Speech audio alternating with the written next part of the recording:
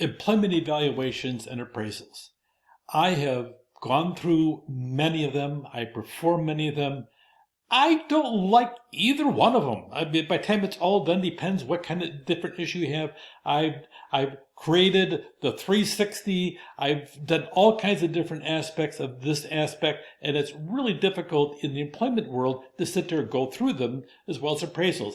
You know what? It's probably a generational thing. Some of the Gen Zs I see, they look forward to being evaluated. They want to be evaluated once every quarter. And if they do well, they want a raise too. Okay, it's not a bad idea. Okay, so let's look on the aspect of what exactly is involved with a performance appraisal. It's an assessment of the employee's performance by management. So there's lots of different ways to do it. We're going to cover this at really the 30,000 foot level, but the employer should on a regular basis require evaluations to be done. The minimum should happen is annually. And you'll have that ideally in your first year of employment. It should be done quarterly and keep it online. And if it's not done, the supervisor has no basis to make an official formal evaluation of the employee. I literally have had employees that are hired and they're in an annual contract. At the end of the contract, they pass probation and become a regular employee. I have had a supervisor, and it's not just one, and it's not just two. Multiple of them call me up the day before that person becomes a regular full-time employee, and they says, I want to terminate them. Did you fill out an evaluation? Well, no. I says, sorry. What do you mean sorry? I says, you hear the word sorry, it means it's not going to happen. No formal written evaluation. You can't terminate them. Too bad. We're not going to terminate somebody because you don't feel like it. You got to document it. Oh no! And they panic. And all of a sudden it's my fault that they didn't do their job, even though it's right there. With that said, these are a big deal. I've sat down and I've had an employee be recommended for termination by a supervisor. I pull out the only file that is really the relevant file. That's the one that is in the Office of Human Resources. It could be digital, it could be paper, whichever way it's kept.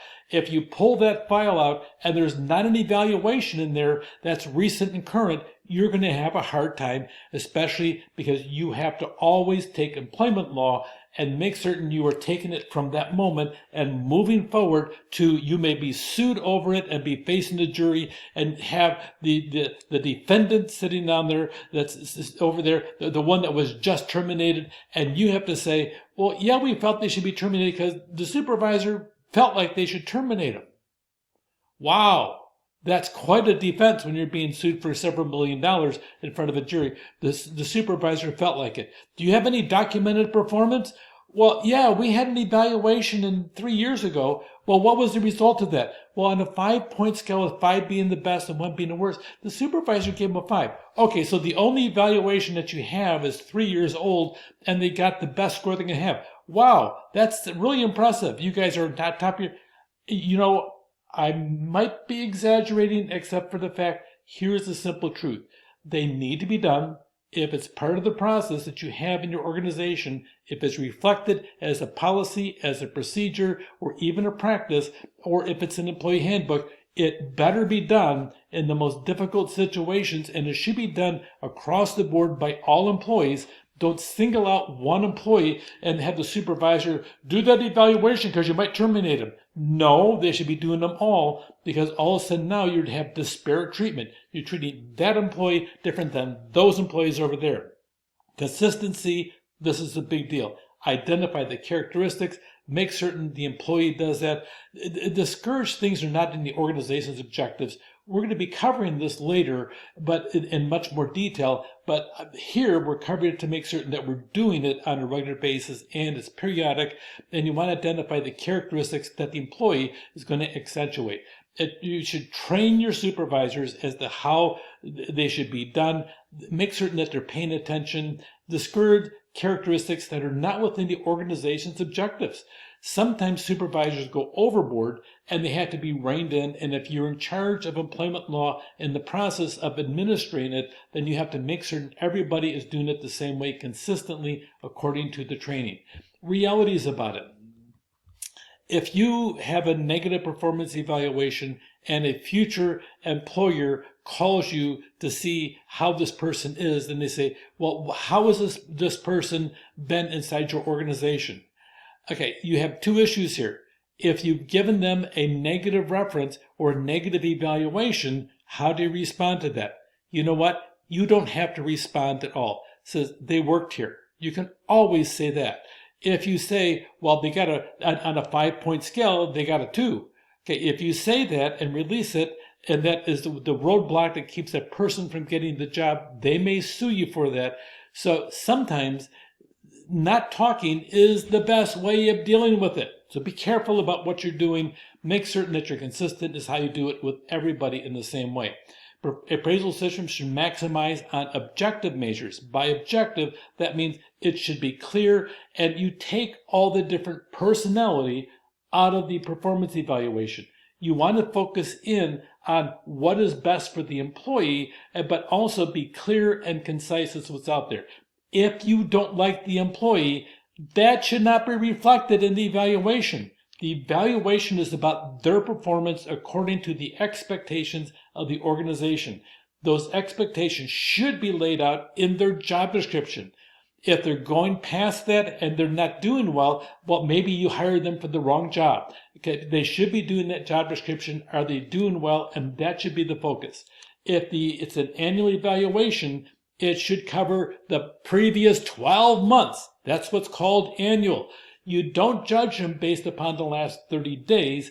The 30 days are part of the entire year. You know, I've seen it before where somebody is a wonderful employee for 10, 11 months. They're spectacular, and they mess up the week before they have their evaluation. And that poor person, they're going to be evaluated, and it's so hard not to say, in this last week, you really been a really bad employee. You're going to get a 2, maybe a 1. Yes, yes, yes. And the water board's coming out for you.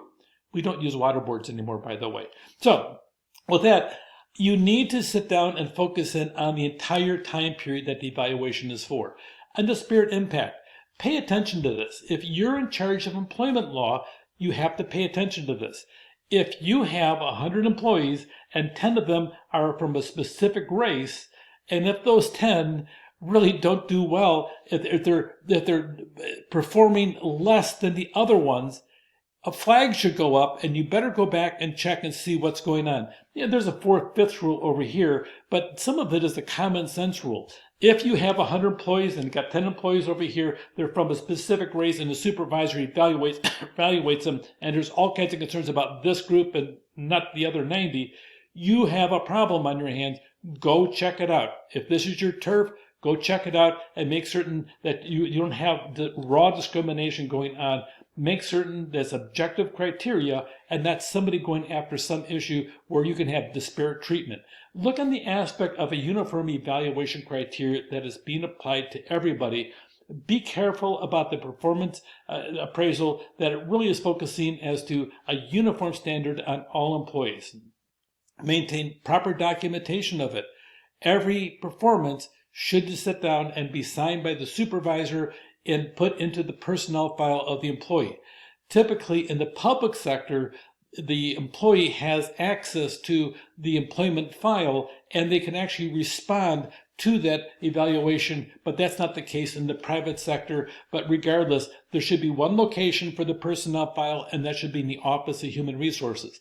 The supervisor can have a copy of it in a different file that we call an administrative file, which is not covered in our text, but I'm covering it here for you, the administrative file. But there's one personnel file. The one personnel file should be kept in a protected area in human resources, period.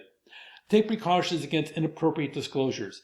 If somebody gets a negative evaluations, it's nobody's business besides the supervisors, human resources, and the employee themselves.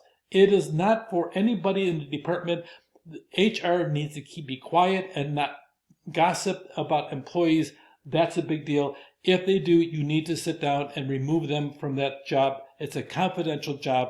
They need not blather and spread gossip and hearsay upon employees. That's just about as bad as you could possibly have, because you could be open to a lawsuit, and it may be personal against you for not supervision.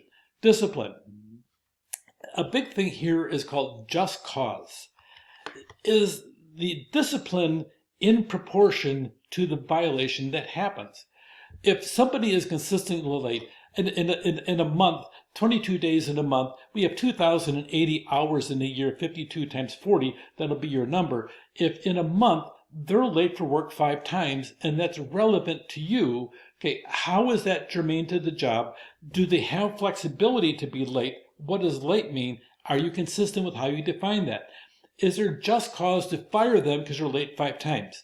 Well, okay, firing somebody, okay, for being late even 5 times, if you haven't warned them, if you haven't talked about them, if you never gave them a good orientation of what your expectations are, you have not gone through really what we call due process. Sometimes due process, we're going to spend an entire week on the process, what we call due process, but it really is here we're going to talk about the 7 different major steps of it. Make certain that whatever discipline you have to have, now by the way, discipline is not necessarily the right term. You're going to take an action to enforce self-discipline.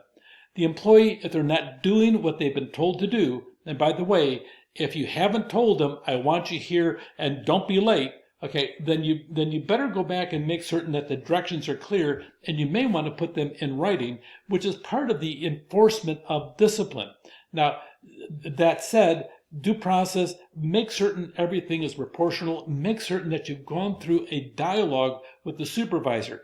And supervisors need to talk to employees, and an awful lot of times they are afraid of negative confrontation. They always wait at, well, I'll just have the people in HR take care of this. And you know what? If you're a supervisor and you can't do it, you shouldn't be a supervisor. That's my unbiased opinion. So with that, leaders are the people that are in charge of different areas, and sometimes they have to do negative things, and that includes disciplinary actions. The 7 tests for just cause. Did the employer give the employee forewarning of possible disciplinary consequences? Was the employer's rule related to the orderly, efficient, and safe operation of the business? Make certain it's germane to the job and germane to the environment of the business. Did the employer ever before issue discipline or make an effort to discover why they violated it? You find out they're late, ends up that the spouse of the late employee is in the hospital dying from cancer, and they have to sit down and deal with visiting hours and also getting their kids to school. Gee, that sounds like a pretty serious issue, and maybe you should take that into consideration before you terminate the employee. So pay attention to what's going on, know and have that dialogue. Was the employer's investigation fair and objective? At the investigation, did they show some type of evidence that the employee was guilty as charged? And there's a couple processes, we'll talk about it more specifically. Make certain you have witnesses there. Make certain you read things, because I have to tell you, I have been burned in my role of enforcing employment law because I wasn't paying attention to what was going on. Sometimes supervisors are not correct. It's shocking news, isn't it? Sometimes you have to sit down and turn around and listen to the employee and then go check out the facts for yourself, because if the supervisor is doing this over here and you're in charge of the employment law and the interpretation of it, you need to make certain that you understand everything that's going on, because your job is to protect the organization that employs you. If the employer has rules, orders, and penalties, are they being handled without discrimination? And was it reasonable given the offense? And discipline is huge. We'll spend a lot of time talking about it, but you have to follow a good due process to make certain that the employee and the employer are heard and making certain you're following through. Now, to summarize this chapter, make certain non-discrimination pervades all the hiring process from the beginning to the end. That's how it should be. Everybody should feel safe in the workplace. Make certain you have a good job description and that it's effective and they're actually doing that work that's in the job description.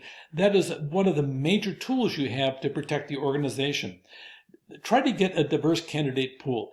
Go beyond all the outward things that people always seem to push for because it's politically correct. Make certain your employees are different and you have different mindsets.